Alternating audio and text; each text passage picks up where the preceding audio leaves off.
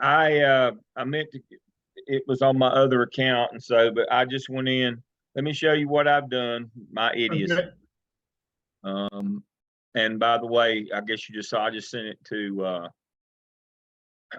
We're doing this Friday morning at 10. I Yeah. went ahead and sent it to them. They Perfect. like Yeah, I saw that email. they like to get it, and so what I've done and shared my screen. I have wedged a slide in like the knucklehead that I am under manifestation determination. Yes. Definition of change of placement. Yep. I get 90 out of every 100 questions I get is on this. Perfect. Out of school counts, yes. In school counts, bus suspension counts, change of classroom or schedule counts. If you move them to a different part of the room, I don't care what you call it, that's the Yep. same as in school suspension, and that counts. And then the other thing is this is scars I have from court that if you got a kid that does the same thing 3 times in a row, I don't care. No principal's why, but we ain't suspended him but 3 days yet. Keep from doing that paperwork. If they show a pattern, then you need to, skip to the front of the line. Yep. Those are things that I've been to court over all 5 of these, by the way. So this is, I've earned this right to whine and complain because I've been in court on all 5. There you go. And lost every time. We had I don't know, you're probably not of the age to remember Alan Queen. Alan was a longtime CMS administrator who went out, and I think he chaired the MSA department at UNC Charlotte when they first opened it. Okay. And his claim to fame is he developed a disciplinary program that was in many ways the forerunner of PBIS, the rolling, where you would take a kid out of one room and put them in another. It was called RCM, Responsible Classroom Management. And we had a lot of folks who were doing that in CMS. I don't know, it probably died out by now. But, and so you didn't call your in-school suspension room in-school suspension. You called it your intensive care unit, and you roll kids to other classes and did many of the things that PBIS does. And principals would argue that wasn't a change of placement, but that didn't work out for us. Yep. Totally get it. I was only involved in a lawsuit on 2 of them, bus suspension and the manifestation pattern. Yeah. And so, but again, remember, and I was in the central office, and so this was under my purview, the legal department. So remember, I had to go for everything. You got them all, didn't you? Yeah, I got them all. And so, but the good thing is you could walk over to the courthouse from the back of the Ed Center there. Didn't even have to get on the tram or the trolley. You could just walk through the park. There you go. The back of the park there, Marshall Park. You just walk through the back of the park. And I had a little path wore out. There you go. So that's I'll stop my share. So that's my contribution. If you do, play stupid games, win stupid prizes. Yep. And now it's been a while, but back in the day, it cost us $6,000 for every one of these. Every time we'd get hit with one of these, Judge Trosh would hit us for the $6,000 fine. And I guess that was to pay for court costs and fees, and I don't know, but that was the standard. You did something stupid with $6,000. And so, wrote many of those checks, unfortunately. Well, good evening, everybody. I'm glad everybody's here. And before we turn it over to Dr. Sane, who has got the floor tonight because he's the EC expert, I sent out an email a couple of days ago from our evaluator just to remind you on OMA Task 1 when your finals go, to make sure that, in the past, if it wasn't in there, if it didn't address how the sit team had any role in the in the budget development at the school, it was just assumed that they didn't, but this evaluator wants you to say none. That's, I figured he would, they would know if we didn't write about it, that's because it didn't happen. And I wanted to say that. And the other thing is a reminder, cost benefit analysis. I'd like to see all fours, but the difference between a 3.5 and a 4 might be another 30 hours of work. And it's just not worth it with all the activities you've got, with the collaboration. We've shifted our focus this semester. Last semester, it was evidences only. That's all you did. You've learned how to write those now. We have shifted our focus. Now, that doesn't mean our evidences aren't important, but we've shifted our focus to experiential learning, collaborating to develop a product, going out and talking with people, gathering information, talking with central office, talking with your principal, observing IEPs. This is the operational piece. Remember, last semester was more the writing and getting your feet on the ground piece. This semester is going and doing, what I call coming and going, to and fro. So as long as you make threes, I'm tickled pink, because I know that a lot of times some of you could write till the cows come home and you're not going to get above a 3.75. And I'll tell you why. Task 3 is not dependent upon you.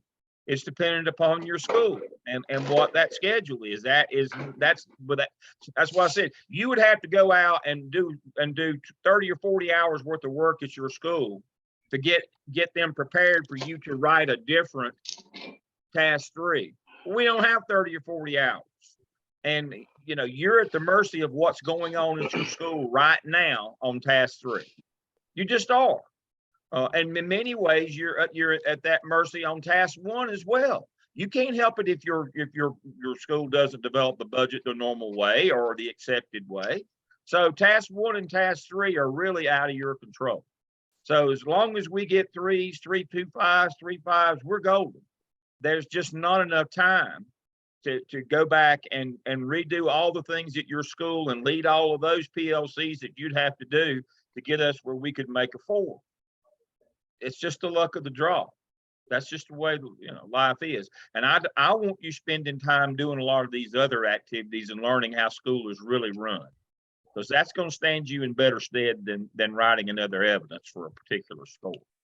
I need for you to know how things work. Now, to that end, Dr. Sain's got a brilliant presentation tonight. I put a dumb slide in. Other than that, he's got a brilliant presentation. He's going to do this Friday morning for all the assistant principals in Thomasville. This is real, folks. That we're telling you the same thing, that he's going to work with these APs on that are in the job on Friday morning. Everything we do in this class has got to be real. It's got to be authentic. It's got to be how the world is. This is your operational semester to learn what school is really like. And to that end, I want that collaboration to produce a product that you're doing. I love that. I love what you're doing with your case studies. It's that collaborative piece. It's that digging. It's that grinding. It's bringing together people with different divergent opinions and working with them anyway to get the task completed. I love all the activities you're doing. I could not be more pleased with what you're doing. Do not think for a minute that I'm upset at all over your scores. Your scores are great. I'm very pleased. Kristen, you got a question? Well, I just had something. So you were saying that this is really real world and how he's going to present this on Friday. Yes. So my principal this past week, or actually 2 days ago, or yesterday, asked me, she said, how good are you at reading laws? And I was like, well, that's all I'm doing right now. Yeah. And so she actually sent me 2 of the laws that she has to present on Monday. So she asked me to help read and help her build her presentation. So that's wonderful. So that's real world. That's what we do. Yeah, it was kind of when you said that, I was like, oh, it is. She asked me to do that too. Yeah, so principals have to do that kind of thing. And you got to know how to read this stuff and interpret it, because you're going to be asked to do this for real. You're not ever going to be asked to write a legal brief. Unfortunately, when I came through, that was school law, writing legal briefs. Nobody's ever asked me to do one since then. But I've been asked to interpret and and operationalize laws. I can't tell you the number of times. And so this is real world. This is what you would expect to see, you know, if you were sitting in the office tomorrow. So that's the important part. Without further ado, I've taken too much of his time already. Here is the expert again. We are so lucky to have a person who does this, and this has the real world expertise. I've told you, folks, it's been a minute since I've been that. I used to have some expertise, but that was a long time ago. I'm old. I slept since then and forgot most of it. But now he does it every day. So I'm going to turn it over to Dr. Singh. Dr. Singh, you want to share your screen? All righty. So thank you, but Dr. Lamb, I assure you, I am not the expert, but I've had a lot of practice. So, so yeah, let's dive right in because we do have quite a bit to cover tonight. And so as always, please raise your hands, ask questions. I probably won't be able to see your hands, so just unmute yourself and ask me your question if you have it. Because tonight is all about something that's going to overwhelm you. You're going to feel like you can never understand all of EC law, and you're never going to be able to ensure that your school is compliant. And those feelings, they're true, because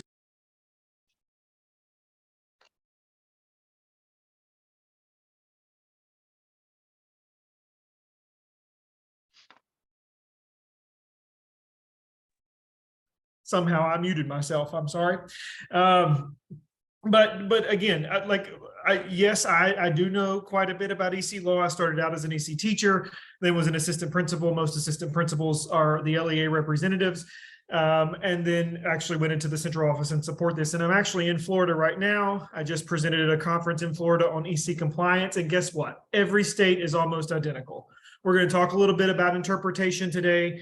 I know we have some people from South Carolina. We'll talk a little bit about interpretation, but for the most part, the things I'm going to go over are just the basics of EC law that you must know before you go into an administrative role. And then there's always different ways that certain districts interpret policy, or not necessarily interpret, but the procedures and protocols that they put in place. So the things that I'm talking about, each of your districts might have different pathways or mechanisms that you meet that compliance, and that's okay. The law is there just to make sure that at the end of the day that we are compliant, okay? And so the way I've set this up is the book that you need to refer to all the time when regarding EC law is the Policies Governing Services for Children with Disabilities. It's linked there, and it looks like this. I don't know, my screen's blurred. I don't know if you can see that or not. Looks like that. Let that be your school EC Bible. You need to write in it. You need to read it. That is a book that you must read. It's got every EC policy. And it is about 100 pages. So it is overwhelming. It's a lot, but again, you've got to know it. There's no excuses. Make sure that the link to that one is the newest one. It was amended in 2021. There is one out there from 2020. There's not much difference in it, but still you want the most up-to-date one, which is the one that's linked there. So the way this presentation is going to work out is I'm basically going to go through this entire manual, but I'm going to give you kind of the basic meat of what you need, so that then you can dig into some of these policies specific to your district. Because at the end of the day, on day one, as an assistant principal, you are probably going to be named the LEA representative. Regardless of whether your EC experience, some districts provide some specific training, some districts provide nothing. It's up to you, but I want you to know this before we get started. Not knowing is never the answer. Okay. And specifically, not knowing is never the answer when you go to court. And so I put this down here at the bottom because some of you on this call, first of all, how many of you are EC teachers? Do we have a couple of EC teachers here tonight? Anyone currently an EC teacher? Not an EC teacher, but have the EC courses. We do the specials. So okay. Well, so this is sometimes particularly hard for EC teachers, EC people who become administrators. This is a hard transition because when you become an LEA representative or when you become somebody who oversees IEP meetings, you have to ensure two things: that you're doing what's in the best interest of the EC student, and at the same time you're complying with EC policy. And we talked a lot about in this class how with policy you always follow the policy, not your heart, not your gut. You follow the policy. But there is a little bit of a balance with EC law, particularly because it is written in the policy that you must do what's in the best interest of the student academically and what their specific needs are. And what makes that vague is it talks about how every EC student is different. So there's not going to be a clear pathway for the supports that you provide the student. So as long as we start here and you grow, but you've got what, 6 months before hopefully all of you are assistant principals. Start now. Start learning EC policy now, so that on day one you're prepared. Okay, let's go into it. So you can see how I've kind of outlined this. If you're looking at the document, you have these key terms and then the pages where these are located. And so I'm just going to go over these. I'm not going to read it verbatim, but I do want you to be aware. Most of you are familiar with a free and appropriate public education. Dr. Lamb has referenced it several times in this class this semester, but it's available to all children residing in the state between the ages of 3 and 21. If you did not know this, but EC children can go to school in a public school until they are 22. 3, that is pre-K. So again, 3 to 21, not 5 to 18. So again, FAPE must be made available as students transition from grade to grade. So I put that in there for one reason. A lot of times we have elementary schools do a really good job with free and appropriate public education. The elementary school looks different than middle school. And so when we make that transition from elementary to middle school, sometimes our IEP teams change services to meet a middle school schedule. Okay, now we're changing a student's services because it's what's convenient for the school. Does that sound like a lawsuit? The answer is yes. It's a definite yes. So, but that is very difficult. So if you are a future administrator of a middle school or even a high school, when you're dealing with these transitional IEPs or transitioning services from one school to another, you got to make sure that you are not changing a schedule based off of convenience out of the master schedule of a school, because that is a violation of FAPE. And again, the last part there, FAPE must be made available to children who are incarcerated and term eligible for EC services prior to their incarceration. And we'll come back to this quite a bit. But again, that's just a summary of it. Pages 23 and 24 go into a specific detail about FAPE. Child fund. This is something that I have found many administrators don't know anything about, especially in the state of North Carolina. But it is required of all LEAs or all school districts that they must have effective policies or have in effect policies and procedures that ensure children who have disabilities are identified, located, and evaluated. All right, from ages 3 to 21. And that there are systems in place that each of your districts have that ensure that. But as a school system, we must make sure that we provide those services. Where public schools sometimes get in trouble is you have a private school student who comes into your building, a parent, and says, I want my child evaluated for EC. And the school responds, you're not in our zone, you're not in our territory, we don't evaluate. Or we just simply don't evaluate students who aren't enrolled in public schools. That is not the case. As LEAs, as public LEAs, we are responsible for identifying, locating, and evaluating students who are not enrolled in our schools. Now, there are some certain specifications that typically the parent should go to the school that's closest to the private school. However, you never want to tell a parent, no, we don't do that. And because this is not the school you're supposed to go to. You should always be proactive and try to help the parent and make sure that they go to the right place.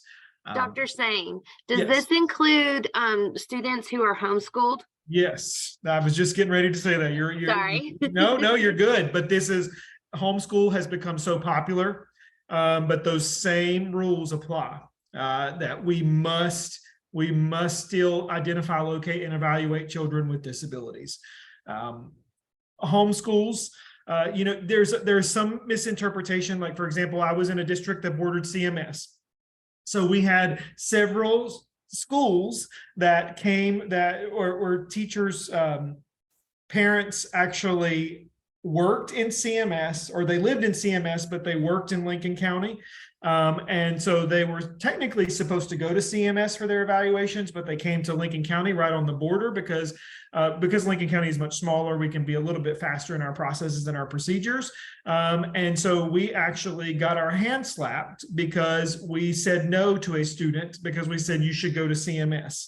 And so you have to really focus in on this as well. That the interpretation of some of these laws, you think you understand them, but again, you can get somebody who interprets it a little bit differently. That specific legal advisor from DPI interpreted it a little bit differently, that it was our right in Lincoln County, or it was our requirement in Lincoln County to actually evaluate that student, because that was where the parent worked in our county. So again, but just know that private school students, they are under our jurisdiction for child find.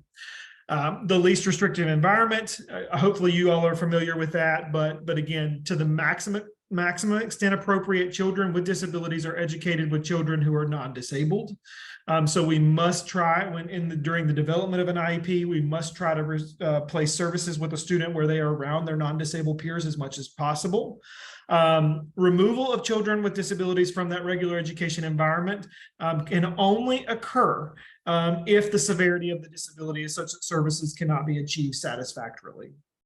Where a lot of districts, where I see a lot of districts get into some hot water, and where I have had to be involved in some cases, is where we've started moving kids based off of behavior, where the behavior was not a specific part of the IEP, or it wasn't the primary factor of the IEP. So again, you can't just, if a kid is EC, you can't change their placement or move them to a separate alternative setting without meetings, without support, because you're violating that least restrictive environment. You're violating a lot of stuff, and we'll talk about that when we get to manifestations in a little bit, but specifically regarding that least restrictive environment, we must do everything possible to support students being with non-disabled peers. So here's where it's going to be difficult for you as an LEA rep in an IEP meeting, because you are going to have teachers who fight back on this. You're going to have teachers who say, I can't manage a student with that level of disability. There's no way I have the resources. I need a one-on-one. And this is where you're going to have to put your foot down and say, no. The least restrictive environment says that this kid must be in your room.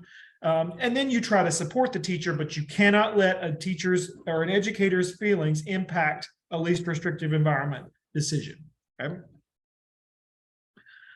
All right. Continuum of alternative placements. That's on page 28.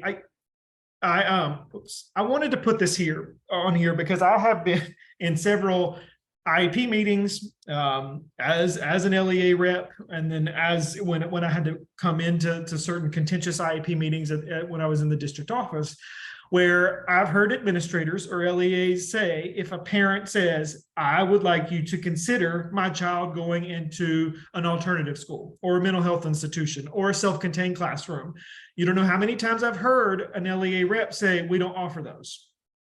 Okay, you can't say that.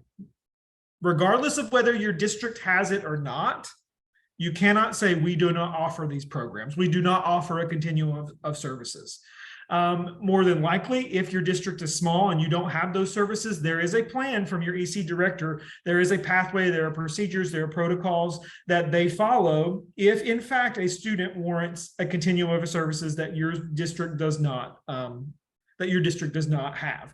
So this is where I'm talking about. And we'll address this at the end as well. When you have, when you're talking in an IEP meeting, don't be too confident, right? Don't say things that you think you know, but deep down you really don't. So that LEA rep was basically just saying, well, no, we don't offer that because we don't have any of those classes in our district, but not knowing that there was a plan behind the scenes to provide support if if it in fact determined, if the IEP team determined that the student needed that. Okay. And y'all, I'm talking fast because there's so much that I want to get in here, but again, please stop me and ask questions if you have specific questions.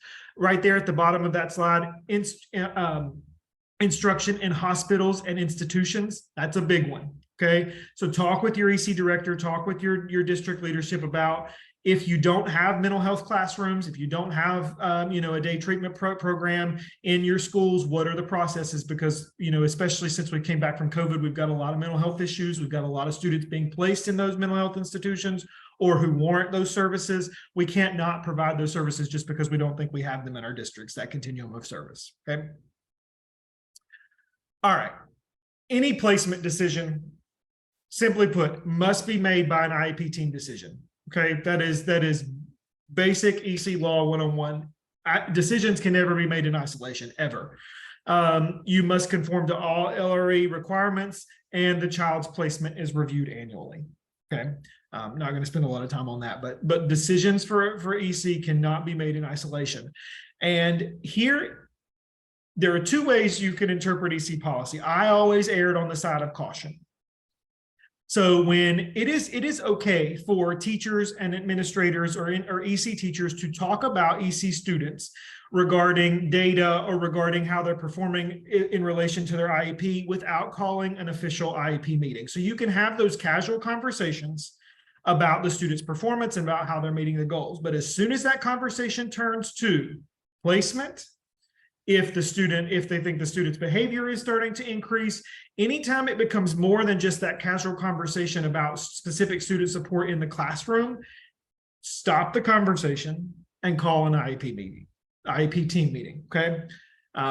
Just err on the side of caution, because the last thing you want to happen is for you to have a conversation in the hallway about that student, which one you shouldn't do, but it happens all the time, that another teacher who knows the parent of that EC student hears, and then at the ball field that night says, oh, they were just talking about Susie and her testing accommodations and whether she even needed them anymore. Did you know anything about that?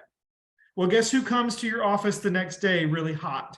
And guess who comes to your office with a legitimate reason to file a complaint against you for making determinations without the parent present or without the IEP team called officially? Okay, so just keep that in mind. All right, so what is the IEP team? It requires an LEA representative, which in most cases, that will be the assistant principal. In some schools, you might have a principal who has a good EC background and they take over the primary responsibility of being the LEA representative. You might have a dean of students. You might have somebody who's been trained by the district. But here is what I'm telling you. Do not assume that you will never have to do this. Do not assume that you've already got a job lined up and they say you'll never have to do EC. Well, guess what? If that principal gets in a car wreck and is not there and you have to have an IEP meeting, guess who does it? You. And going into that IEP meeting and saying I don't know what to do is not an excuse. That's the first thing we covered. So again, it requires an LEA representative, parents and guardians, persons knowledgeable about the child, persons knowledgeable about the meaning of evaluation data, and persons knowledgeable about placement options. Here is a big, for lack of a better word, what's something that you should not do. I know there's a word for that. Something you should not do. That is, say that if the teacher cannot come, we'll just get somebody to fill in their place. All right. That says other persons knowledgeable about the child. And if you read the specific language on 28 and 78, it talks about the specific performance of the child in regular education. Who is the one person that can do that? The teacher, not the PE teacher, not the music teacher, not a substitute teacher who just happens to be there that day. All right. We got a question? I think somebody has their hand raised. I just got a notification. No? Yes. Andrelicia's got a question. Oh, it's in the chat. I'm sorry. I'm sorry. No, I do have a question. So I just had an IEP meeting the other day, and we got an email from the OT specialist, and it was another person that they did not receive the email that they were to attend the IEP meeting. What happens in that situation if they were not invited to the IEP meeting, because they come do services with the student, but they were not invited to the meeting? So How do I here, respond to that? Like, what am I supposed to do? so in hindsight, and Alicia, what you would do is at the meeting, when you saw what the meeting was about and you saw that the OT and the PT were not there, then you would have stopped the meeting right then. And you just said, why aren't they invited? Okay, there's some miscommunication here. You would have told the parent, you'd have been upfront and honest with the parent. Listen, we've got to have them here. We've got to have them present at the table because they are the people that are knowledgeable about those services. But if the meeting did happen, what you need to do is have another IEP meeting and then make necessary amendments to the IEP if you made decisions that were not in compliance with OT and PT. Okay. Yeah, because Okay. the meeting was over and they reached out and I was like, oh, we've already had the meeting. So I didn't really know how to respond to that. Yeah, no, and so that so there's a lot of stuff here that we're gonna have to eat some humble pie, because if that parent, I'm not trying to scare you, but if that parent were to file a complaint, if they got upset at that this happened, they could file a complaint and they would have a strong case. But so in the future, if you know that they need to be there, just stop the meeting and listen. I'm talking about this a little bit before, but this is a good place to mention it. In my perspective, my interpretation is that, let's just say we're on day 89 and we've got 90 days, right? And we have that meeting. We know that the OT and PT are not there. There's two things that I would do.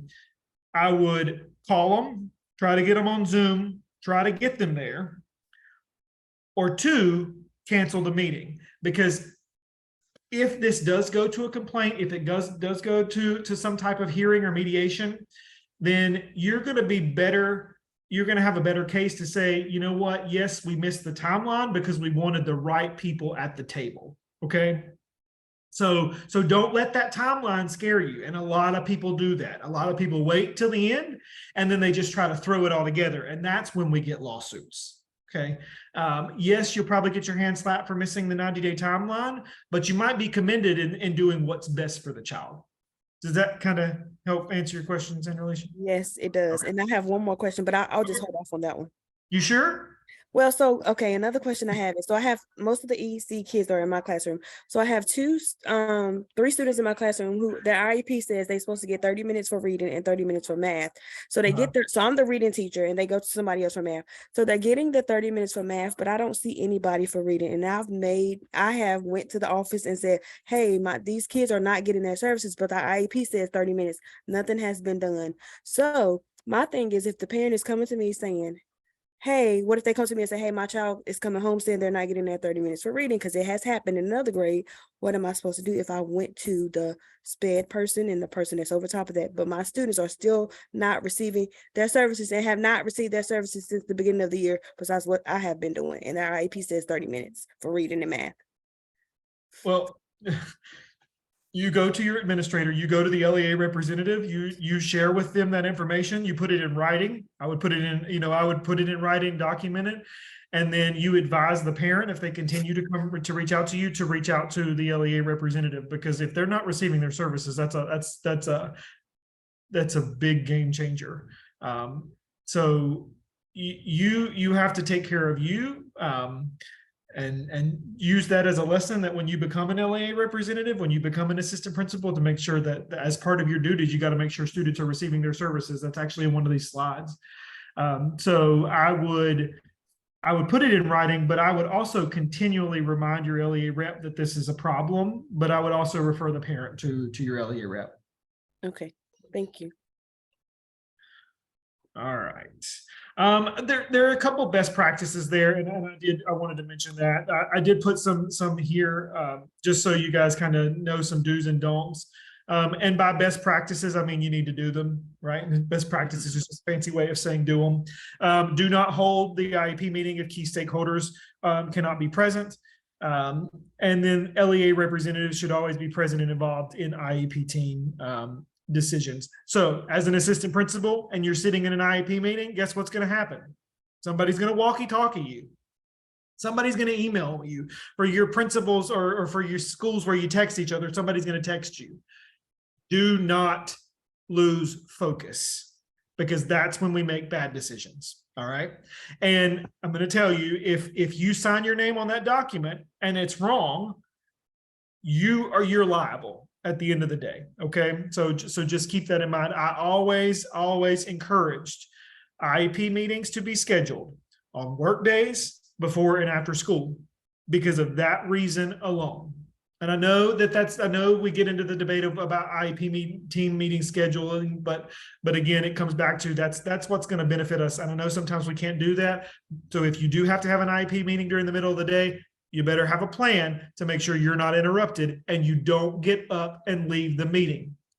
If you get up and leave the meeting, stop the meeting. Okay, tell them to stop. And that is okay. You can pick back up if you get back in time, or you might have to postpone the meeting. All right. Everybody clear with that? All right. So quickly, children in private schools, pages 30 to 34. Just be informed of your district's procedures and protocols regarding children in private schools.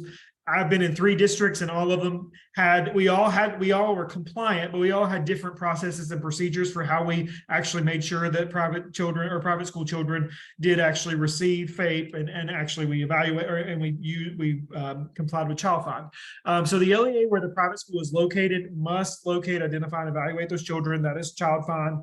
Private school parents can also request an evaluation. LEAs must treat child find procedures for children in private schools as they would public school children. So the activities, the cost of doing this, and the completion period. We're going to dive into what services we'll provide in this slide. No parentally placed private school child has an individual right to receive some or all of the special education and related services that the child would receive if enrolled in public school. Okay, that's a mouthful.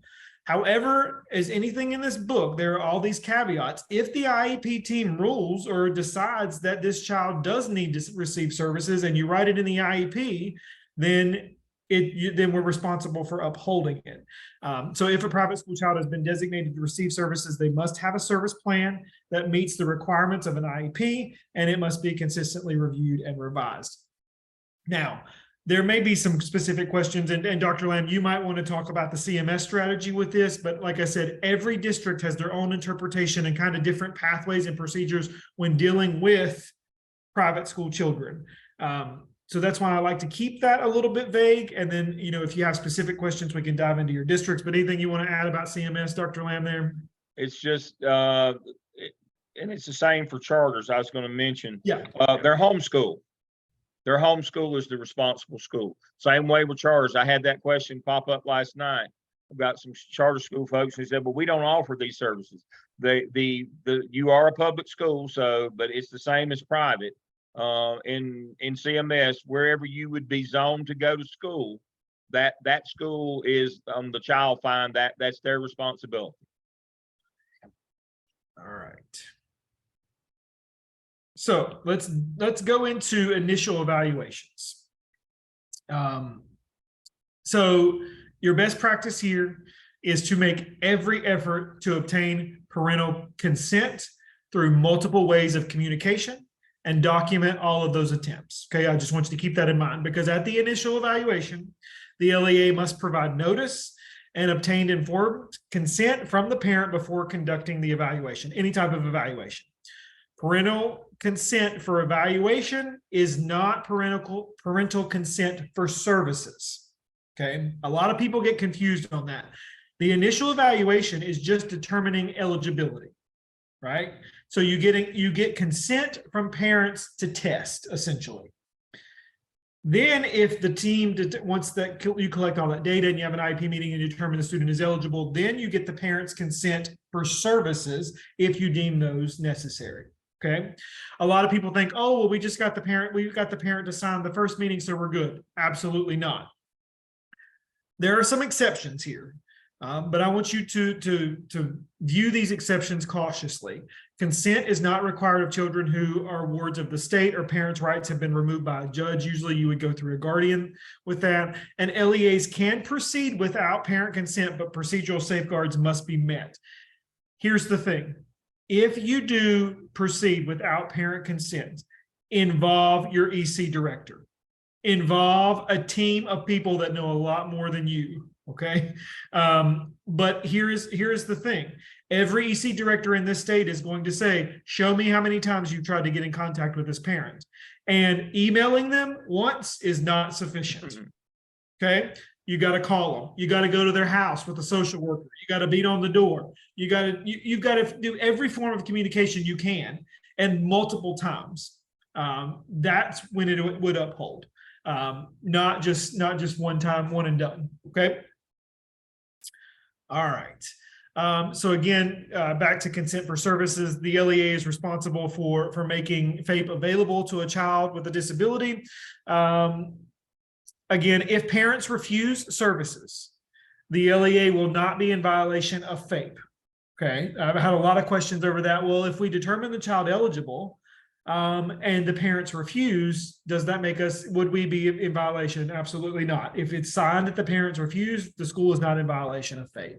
It must be documented that the parents refused, and the parents would sign that through prior written notice, but again, it would not be a violation of FAPE. All right, referrals.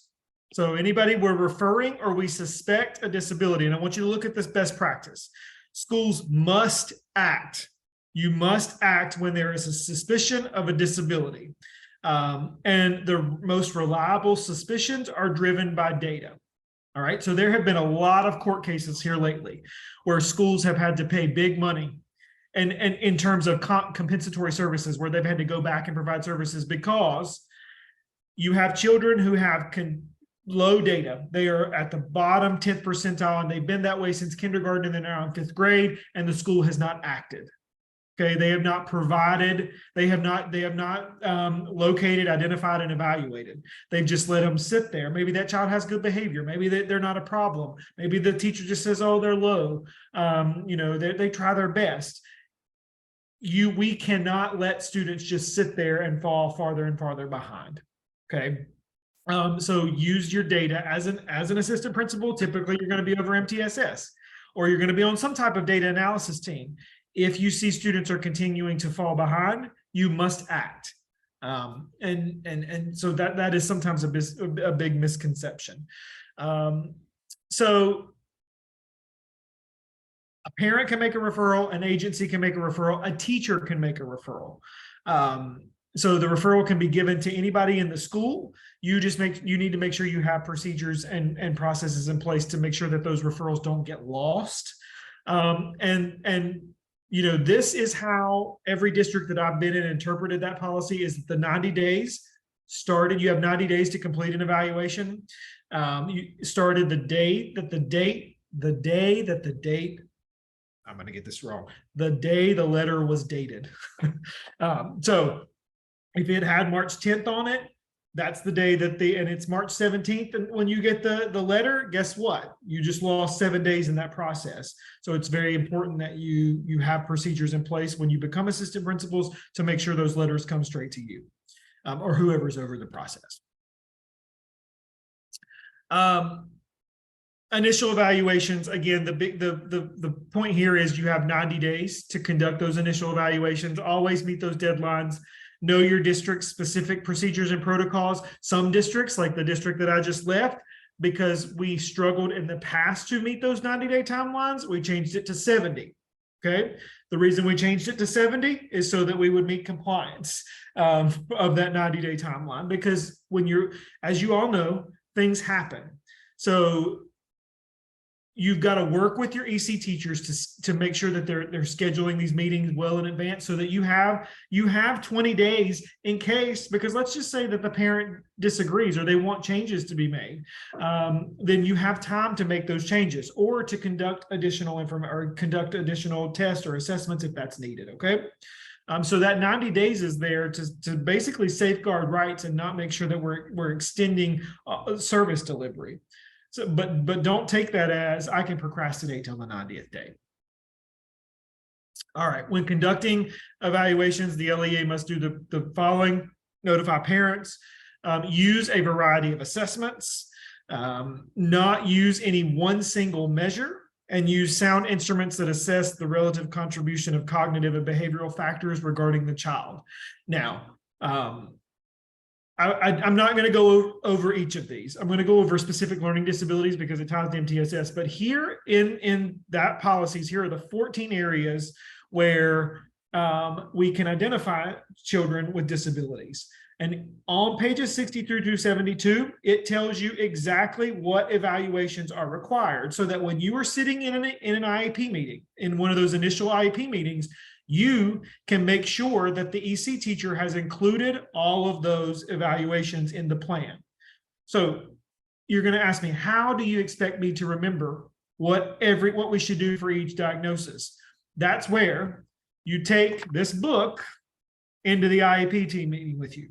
Okay, this went with me in every meeting, and I wish you, this is my original one. Every page is highlighted, every page is marked on, there's sticky notes, it stinks, there's coffee on it, but it stayed with me, and it got me through a lot of contentious situations. So again, I put those on there because that's what you're expected to make sure that we're complying with, that the teacher is asking for the right assessment. And listen, you all, I was fortunate when I was a principal, when Dr. Lamb was a principal, we had pretty consistent EC teachers, right? We didn't have as much turnover.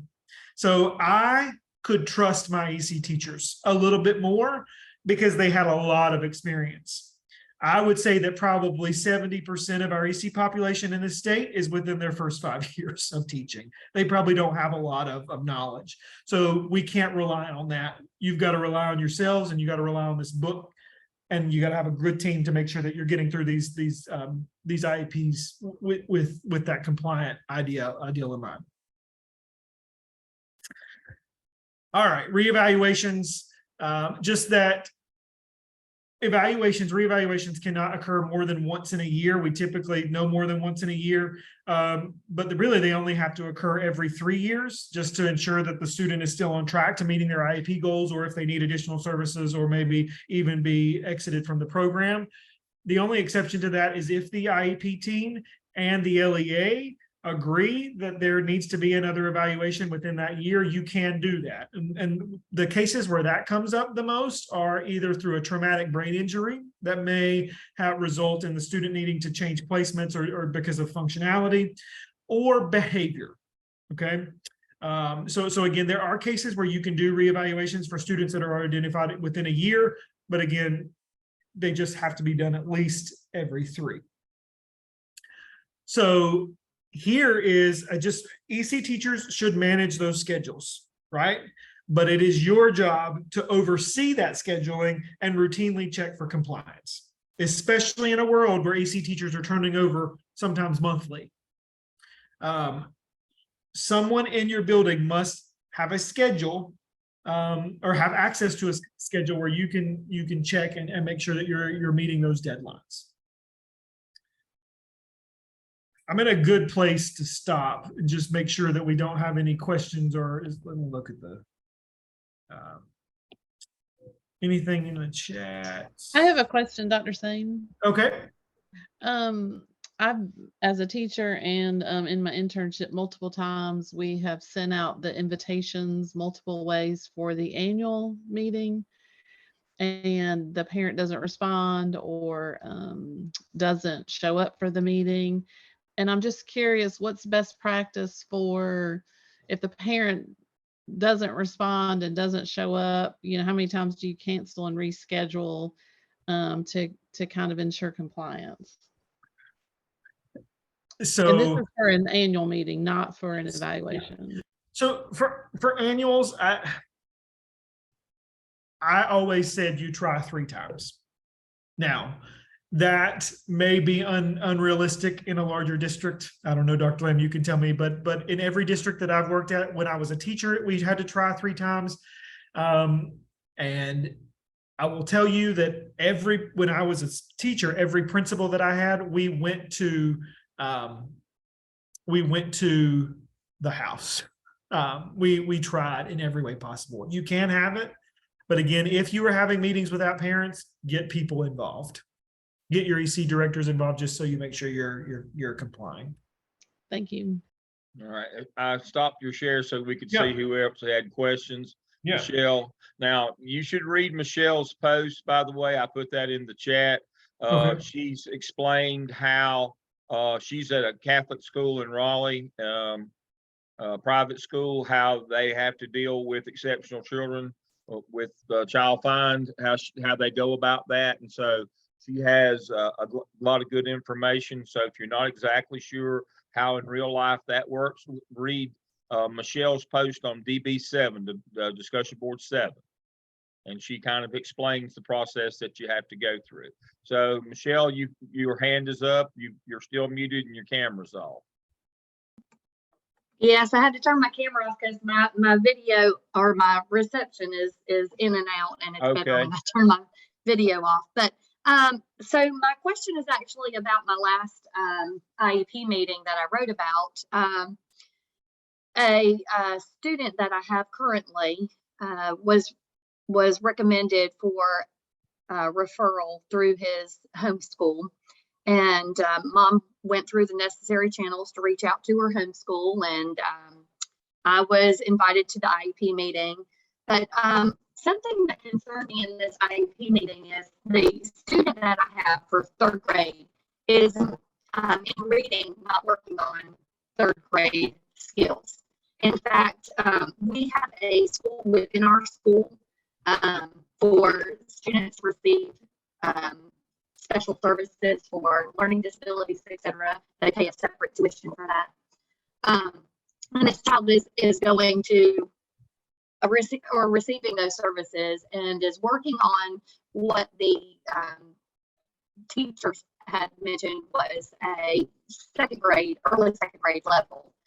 And in the IP meeting, I believe it was the EC teacher, not the case manager, was hesitant to do testing. And I don't know if that's because their caseload was so extensive, or is that, I really had to fight for this student too, and show like multiple pieces of data and things like that before she finally kind of, well, okay, you know. So is that legal to kind of say somebody who's not working on grade level, even though they're making progress, shouldn't be tested? So Michelle, you kind of broke up in and out. So what I think you said there is it okay for a teacher to request testing even though there's not multiple sources of data that indicate the student is below grade level? No, the EC teacher for the homeschool and IEP team, it really seemed like she did not want to test. Oh, so if she didn't want to test, then she has to have a good reason why she doesn't want to test. There has to be data to support the fact that she doesn't want to test. So as at the IEP meeting, you must review all of the data, and as an IEP team, you come to a consensus. So if there were multiple sources of data showing that student had been provided intervention and provided small group instruction and support, Yes. and there was data to support that there was still no improvements, then that is a suspicion of a disability. So I can't speak for that IEP team, but that should have been the point that she made was that the child was making progress. Yeah, with but at those 2nd goals grade that level. Exactly. Yeah, I caught on here.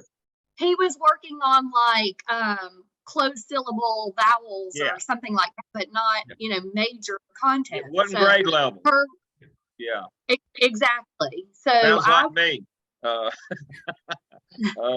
Yeah. I'm doing really good at my level, but I'm not where I'm supposed to be. So, but that's terrible. I mean, that's an automatic loser in court. That's just my 2 cents. Yeah, no, it's got a right. kid that's a grade level behind in that's in third working at second. And they don't want to test him because he's doing good in the second. But yeah, but he can't be Jethro to stay in the second grade until he's old as I am, so he can drive the bus to school. Right. That's an Like I said- indication right there. He needs to be tested. I had to go round and round before she finally. Exactly. You're agreed to- right, though. I Okay. can tell you, I've got those scars. You were absolutely right. Okay. Thank you. To advocate for that child and for testing, just because he's doing well. But you know, if he's in third grade and he's doing second grade work, that's not grade level. That's not appropriate. That's a reason that is the reason to test. That's a flashing neon sign that says test this kid. Yeah, I was an elementary principal. Well, I know that trick. I thought so. Yeah. Now, I'll tell you something that we've gotten away from, but from back in my era, when I was an elementary principal, was called continuous progress classrooms, when they would put kids in like the first through the third grade in the same room. And a lot of that was in poor, low wealth districts, so they wouldn't have to test kids. So it was a way to avoid that, providing services. And they called them continuous progress primary classrooms. And all it was a dodge to what you're talking about. That kid might have been in third grade, but he was over there at the first graders working in that. Oh, he's doing fine. That's because they didn't want to provide service. That's an old school trick there. That's from back in my day when I was an elementary principal, nearly over 30 years ago. That's an old school trick there. I know that one. I think, Kristen, you've had your hand up. You have a question? I do. Okay, so going back to where you said if the school, if there is a suspicion that they have a disability, that the school must act, how does that work with our ML population? Because of our multilingual ESOL, those populations, because I've got a fourth grader sitting in his class and he's reading on a first grade level, and the only service he's getting is his ESOL teacher. And I've been really pushing to say, like, the interventionist needs to be jumping in. We can't just rely on the ESOL teacher, who at our school is only there for half a day. Yeah. And she has over 60 students. So what you need to, so the best question to ask with EL students is compare them to peers who are similar. So if there is another fourth grade student who is a similar pathway or similar experience, and they are at grade level and they've received kind of the same education, and this student's not, that's a great indicator. And typically your ESL teacher can give you that information, but we can't not refer just because we say, oh, we think it's EL. Right. Now, and in a lot of cases, like, my first question is, do we think the language that they speak at home and the language they have is the issue? And with this particular case, the teacher does not believe. And so I'm at a point where I feel like we need to make sure we've got our documentation and have, but I know I'm going up against a big system in doing that.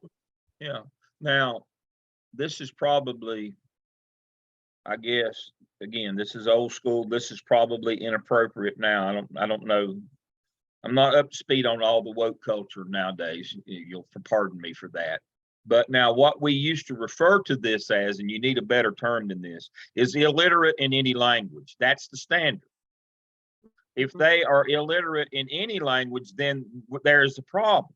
That's what Dr. Sain's talking about. I guess it's now called comparative basis, where you're comparing them to a fourth grade EL kid, how they're doing. But what that standard boils back down to that old one that we called illiterate in any language.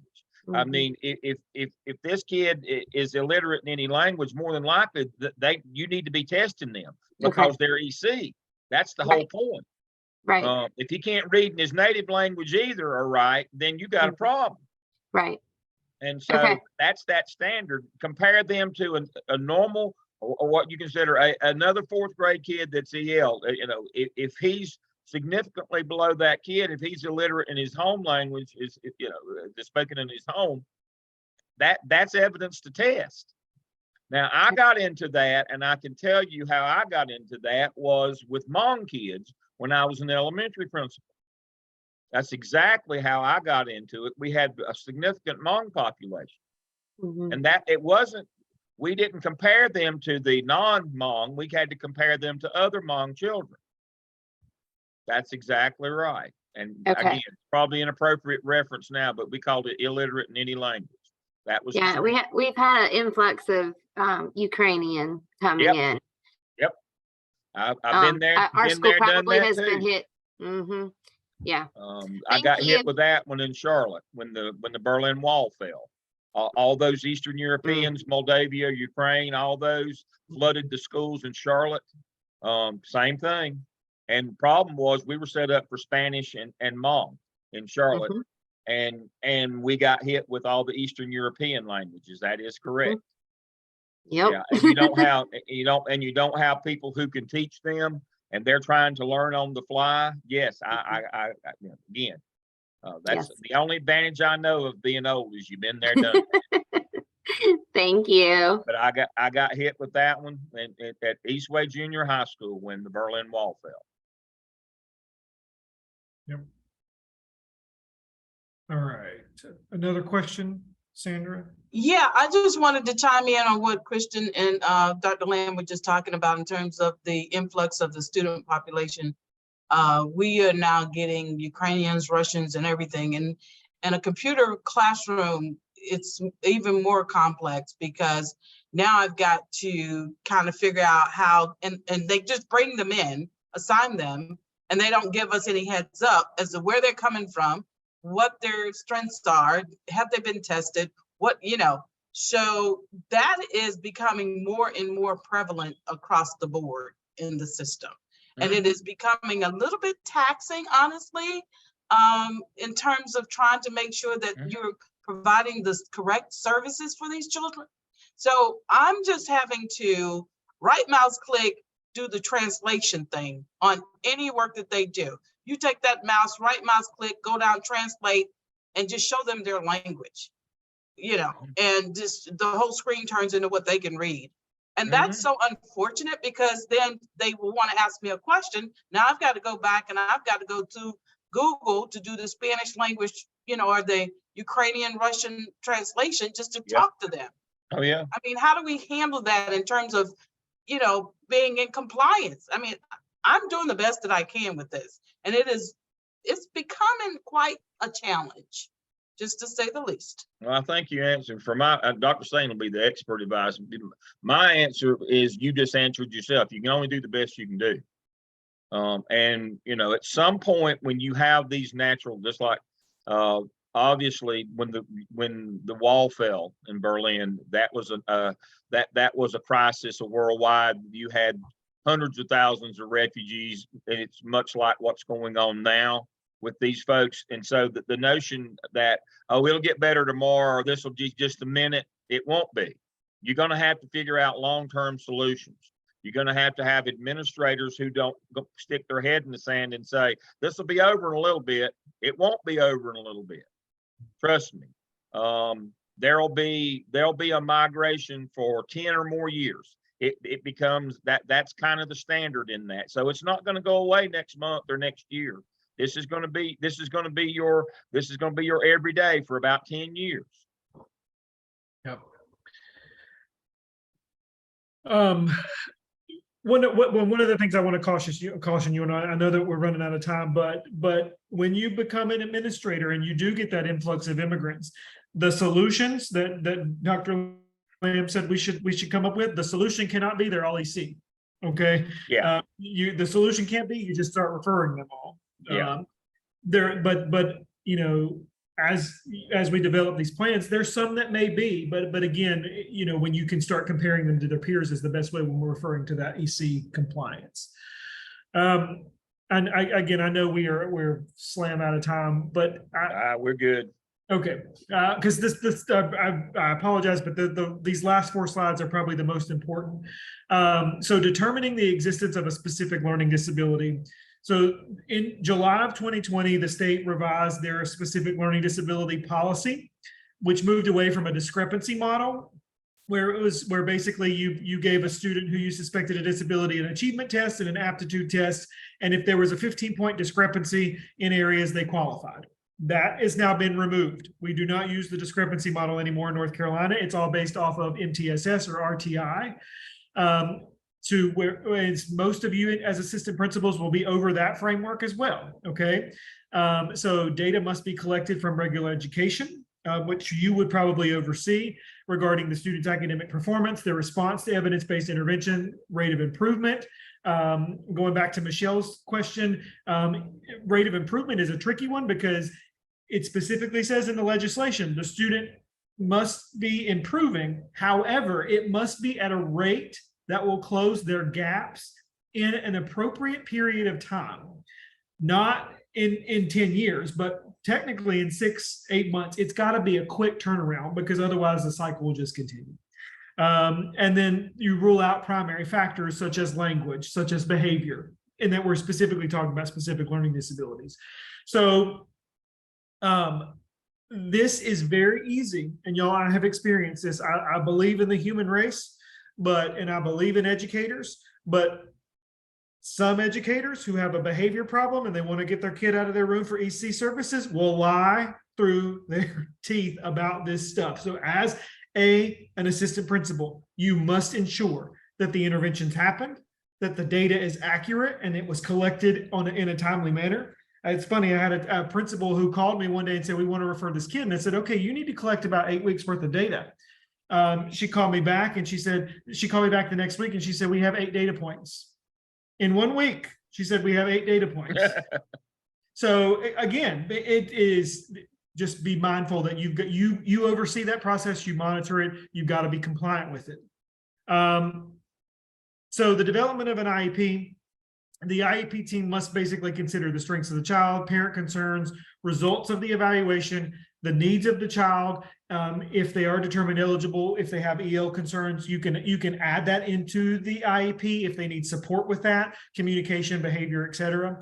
And here's where it specifically says that regular education teachers should be in there. On page 81, the regular education teacher of the child must participate in the development of the IEP team and be a member, okay? Now, there are times when, yes, that teacher might not be able to be at the meeting, but again, I always err on the side of the caution. And if the teacher couldn't be there, we canceled the meeting, or we postponed the meeting, or we brought the teacher in on Zoom. That teacher is so important. The EC teacher is important, but the regular education teacher is so important. Review and revise the IEP at least annually. And again, always ensure parents are informed. Always. I cannot say that enough. I sound like a broken record. All right, so procedural safeguards and due process for parents and children. I've linked another document, the Notice of Procedural Safeguards for Parents. It's a rather large document as well. You probably want to familiarize yourself with that because parents must be notified at least once a year of these safeguards. In Lincoln County, we said anytime there was an IEP meeting, we notified parents of those safeguards. We let them know what their rights were all the time. We never wanted a parent to go to file a complaint and say they didn't know that they had these specific rights. So again, we put emphasis on that. Some districts follow that policy, word for word, and they only notify them once a year. Again, that's where I'm saying go back and talk to your district about how they interpret this policy. But what are those procedural safeguards that parents and children are due or deserve? Independent evaluations. Basically, if a parent does not want the school to do an evaluation because they think it's biased, because they don't think they have the right instruments, they can request an independent evaluation, which means somebody independent of the district does it, and it costs money. The school pays for it. Okay. Prior written notice, parents must always be notified. They must have parental consent. You must make effort to parental consent. Parents must have access to records at any time they want it. Okay. We got into a huge deal where we had a parent who requested records. They actually requested them they had to do an emergency meeting with a psychologist. It was a good reason. The teacher said, no, I'll give them to you Wednesday when I have time, the Wednesday of the following week. We got in a huge mess over that. We've also had teachers withhold records because they weren't finished doing the paperwork, which should have already been done at the meeting. So you see how anytime you withhold records, it does not send a good message to the parent. Due process hearings to resolve complaints, the availability of mediation.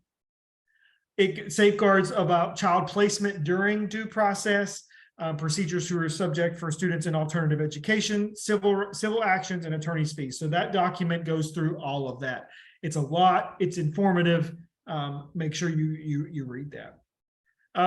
So discipline procedures. All right, and I know Dr. Lamb's going to chime in on this a little bit because again, this is where we screw up, for lack of a better term, a lot as well.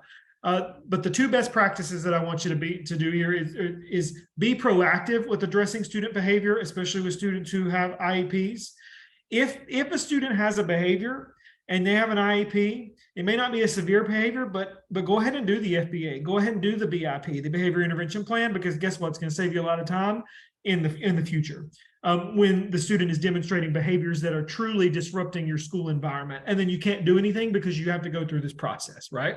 So be proactive, ensure educator compliance when implementing behavior plans. If there's a behavior plan in the IEP that said the student gets breaks every 10 minutes, give the student breaks every 10 minutes. I don't care whether the teacher doesn't think they need breaks every 10 minutes or not. It's in that legally binding document.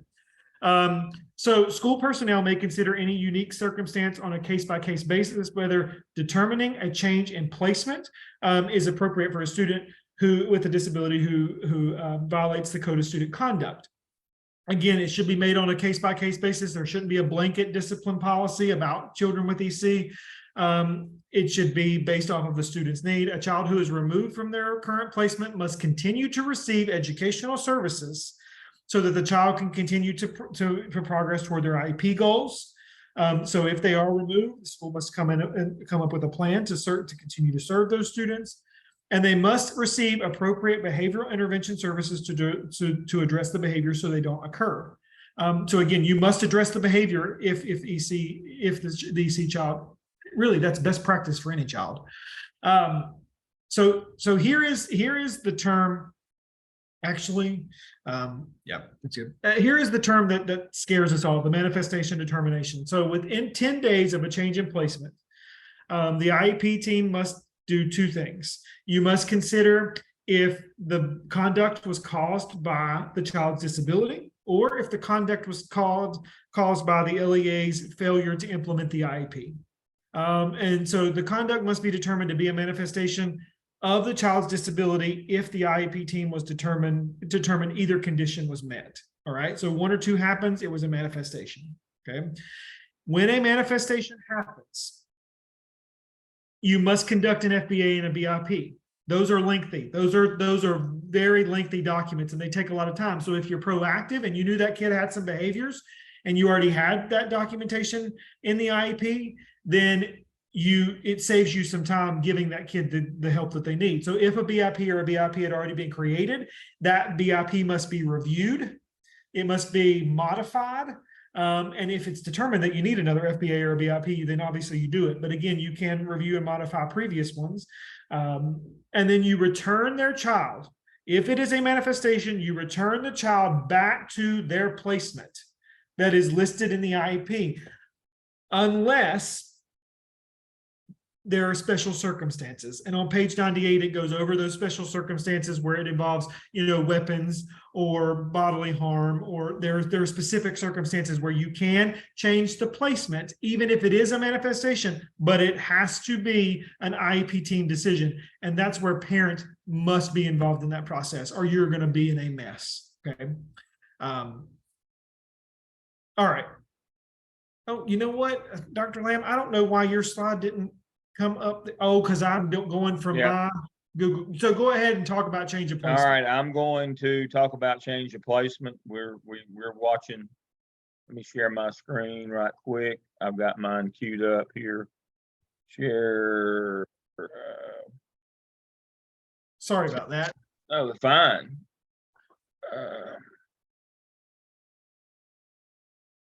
Here we go. So this is on discipline of exceptional children. this is where you get in the most trouble the quickest, and you get the biggest awards against you, because you get it coming and going. What that means is the EC parents sue you, and the regular ed parents sue you if their child has been harmed because of failure to act on your part, or faculty staff sue you because they've been hurt. And so when you do a manifestation termination, you do the Deck 5 form, behavior, the FBA, functional behavior assessment, behavior intervention plan. You have to update the psychological, and you have to revisit the IEP. And so you go through all that process. And for some reason, schools will do anything to avoid that. And they'll make really dumb decisions, and they'll make policy or operational decisions that they probably know illegal, but they'll try to buffalo or bluff everybody into to agreeing with them. And so here are the common mistakes that are made. Change of placement. Everybody knows out of school suspension, 10 days. If you do, you got to do a manifestation termination. You got to go through all that stuff.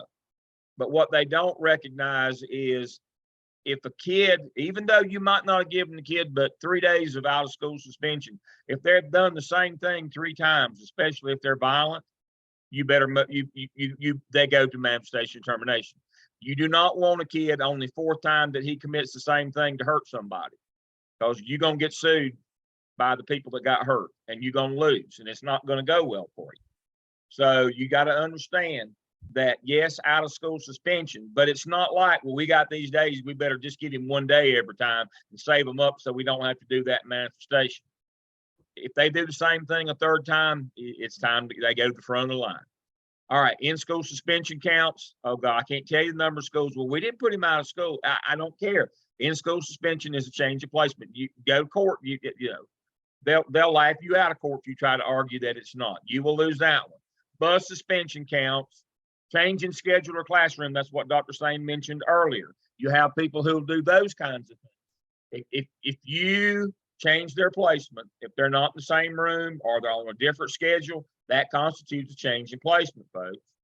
And you got to do a manifestation. And again, you have to do an accelerated manifestation due to a pattern, regardless of the number of days that they've been out of school or the number that you count against them. It does not matter. The 3rd time they do something, especially if it's a violent offense, you got to go to the front of the line. Now you say, but Dale, I don't have to. Well, go to court and argue. See how it's going to work out for you now. I'm just going to tell you. We've got a couple of national cases in the news right now. I'll stop my share so Dr. Sane can go back. Where EC kids have been allowed to, that they've not done the things that they needed to do, and people have gotten hurt, and the lawsuits are there are lawyers lining up for those lawsuits. So again, understand what a change in placement is, and that it doesn't, you don't have to go all 10 days if a kid is showing a pattern of especially violent behavior. Sandra, you got a question? Yes, please forgive my not knowing for this. Is the word manifestation literal or figuratively spoken in terms of the outward manifestation? No, it is what all that means is their behavior a manifestation or caused by their disability? Just substitute caused by. Okay. It's not correlated with or associated or any of the terms that we use. It's got to be caused by. Is their disability causing this bad behavior? Dr. Lamb, Sarah had that's a pretty high standard, and that's a good thing. Dr. Lamb, Sarah had a great question, and I am interested in your response to this. It said, what if the EC teacher goes to the ISS room to give services? So I'm going to answer that from my perspective, but I know that districts do this, but I'm curious to hear yours. But we said that does not count because the kid is in a different placement. The kid is being removed from where they should be, and even if the EC teacher goes there, it's still they're being removed. So we did not in the ISS room. Then you changed his placement. That's that same argument about, well, we just moved him from this room over to that room over there. We didn't put him in IS. If he's not sitting in his same seat he sat in yesterday, That's a change in placement. That's a real simple one. I wish I had a nickel for every time I've had to explain that to a principal. Okay. Is he sitting in the same seat in the same room he was yesterday? Well, no, but we're getting that. Then no, that's a change in placement. You got to count that day. Well, we didn't move him there all day. Did you move him at all? Was he over there? Well, yeah. Well, then that counts, because I can tell you what's going to happen in court. They're going to hand you behind, and it's not fun when the judge dresses you down either. Especially if you're not the one that did it, you're just there representing the district, and you have to take that whipping. I'm not real big on them whippings myself. You know, I deserve, when I deserve something, I'll take it. But having to go and take stupid people who do the same stupid things over and over again, that's new watch time for me. I can tell you that. I'll go with you one time. If I'm your supervisor, I'll go with you one time, but I ain't going the second time with you. I'll go with somebody new that second time. You know, play stupid games, win stupid prizes. We don't do that. All right, I'm just going to wrap up with this slide. So the minimum expectations when complying with EC policy, always refer to that policies governing children with disabilities. That document's going to become your lifeline. Also, know your district's interpretations of every EC policy and all the subsequent procedures and protocols that they have, because they do have them. The big one, I should have bolded this, underline it. When you are unsure, ask questions. You guys have my contact information, and I love it when people reach out to me and ask me questions. I can give you advice. I can give you general advice. I can help you look at your district, but please ask questions if you're unsure to anyone in your district that has some EC knowledge. Be proactive, be prepared. And here is the one thing that's a lot. It's again, eating humble pie is if you're an LEA representative, if you are leading an IEP meeting and you are unsure of what's going on or how to proceed, or something is making you very uncomfortable because you do not think it's the right thing to do, stop the meeting. All right. You can stop the meeting for 20 minutes, so you can go call your EC director and get clarification, but stop the meeting. Do not continue. Don't feel like you have to continue the meeting just because it's already started. All right. Make every effort and attempt to keep parents informed or involved. Remember, every child's disability is unique, so you should not have this checklist of things to do that's going to be the same for every child. And then we really didn't get into it tonight, but remember, FERPA, remember that you always need to maintain confidentiality. Remember, talking in the hallway, don't do it. If you're talking about EC, even if it is those conversations that are allowed in terms of data analysis about the student's day-to-day response and lesson planning, and so to speak, do it in a conference room, do it behind closed doors. Don't let another teacher hear you talking about an EC student, because then you're going to have problems. And if it goes into detail about the student's performance, their rate of improvement, whether they need change in services, call an IEP meeting, right? So I know I talked a ton. I know I gave you a lot, but hopefully that gives you a foundation of how to move forward. You have references to this policy, this manual. And again, reach out to me if you need me. We've got some time left for the rest of the semester. So if anything we're talking about throughout the rest of the course, let me know, and I'll gladly answer your questions. Okay, thank you, Dr. Sane. Unbelievable. What a great job. Y'all got the real deal tonight, folks. I'm telling you right now. In our under Zoom session 8, I have Dr. Sane's presentation from tonight. I have it right here. It's got his name on it. I also have the manual, the link to the manual right here. I put it in the chat, but I also have it under week 8. 2 things I would reiterate: FERPA, don't be talking. I was in a public separate, which meant all the kids there were ECs, and they were just talking all over everywhere about kids. And so you knew that they were in violation in the lounge or wherever. So no talking about kids, whether they're EC or not. That's a violation of FERPA. Don't be talking about kids out in the hallway. Be behind closed doors. And the other is, this is old school, trust but verify. Fidelity checks, get in the rooms. Make sure those prescripted lessons are being delivered in RTI and MTSS, and make sure that those IEPs are being delivered. You know, My closing story for tonight, one of my proteges was the elementary principal. They'd been doing RTI for 3 years and their scores didn't change. He said, Doc, can you come and look and give me some help here? I went within 15 minutes. I knew what the problem was. I said, can I talk to your RTI coordinator? Yes. I went to see her. I said, how do you know they're delivering the lessons with fidelity? She said, I have them fill out this form, this log. I said, do you ever go to their rooms and check? She said, no, I'm too busy doing paperwork. So I just went back down to Ray's office and said, I found your problem. You know, and he later shared with me is when they would regroup, you know, one teacher would take the kids out to a special or PE and the other one had to stay back. And obviously, since she had to reteach a lesson, she wasn't happy. So she just gave them worksheets and graded paper. That was standard throughout their building. And so you got to go to those rooms and make sure that that intervention model, that 90 before the 90, the 30, 60, 90 of MTSS is happening and those prescripted lessons. And then those same things in that 30, 60, 90 of the East prior to the EC testing, that 180 days, you got to make sure that that's happening with fidelity. Those lessons are being delivered. And then you got to make sure that those IEPs are being delivered also. Again, don't depend on your EC people to do everything, because especially the intervention piece, that is you. You're responsible for that. If the EC lessons and IEPs are not being delivered, that usually will fall back somewhat on you, but mostly on EC. But if that RTI, as Dr. Sain said, if it's not being delivered, that's just you. And that will not go well for you. Again, I can tell you, Dr. Sain's a lot nicer man than I am. I just tell people it's time for me to get me a new ox. You know the biblical reference I'm making. If your ox is in the ditch, it's okay to miss church on Sunday. But if the ox is in the ditch every Sunday, that's not an emergency. That's time for a new ox. And so that's the thing here. You got to remember, you can't, as the leader of the school, you can't allow people to continue to not deliver what you're legally required. Back to that notion of master schedule. You can't let teachers talk you out of stuff or into things or do things. They're number 5. Federal law comes first. And that's what we've been talking about tonight. Dr. Sain gave a great example, if you were paying attention tonight, of where teachers try to talk you out of or want to do things. No, federal law comes because they don't want to do it. No, they're number 5.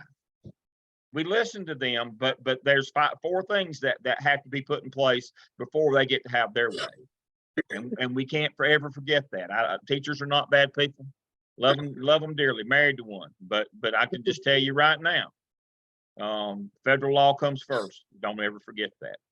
You get a week off next week. We went a little extra tonight because you get a week off next week when we return. We've only got 6 more sessions when we return, and 2 of those are your case studies. Get it started on that skip, grind it out. Let's keep going. You're doing great. I couldn't be more pleased. Dr. Sain, again, this was a home run. I couldn't have been better. And I will see you Friday morning at 10. Sounds good. Everybody have a good week. Thank you. Yeah.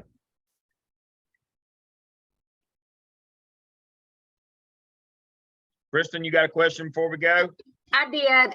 It was just, okay, so